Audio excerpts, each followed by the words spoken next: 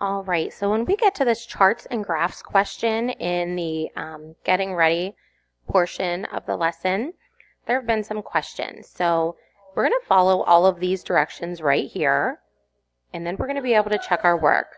So the first thing it tells us to do is says, let's try by graphing a line. First, select line from the toolbar, so we click line.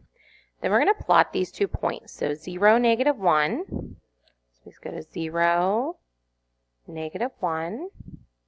And the second point it tells us to plot is 1, -2. Whenever we put our second point there, it'll automatically draw that line for us. The next thing we're going to do is plot a segment. So we're going to click segment, and then we're going to select these 2 points, 0, 3, and the second point is 1, 2.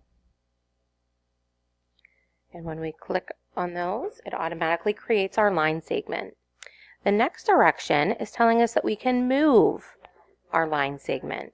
So to do that, we're going to select Move from the toolbar, and then we're going to move the segment to where it passes through points 0, 4, and 1, 3. So we're going to move our points to 0, 4, and 1, 3. So we can just click and drag that whole segment right up. Once we've done all of the directions, we'll click Check Answer, and it'll tell us that they are in the correct place. Down here, it tells us why we are correct. If we get it incorrect, it'll also tell us why we are incorrect. So once you've completed that, you'll be able to click Next and move on to the next screen.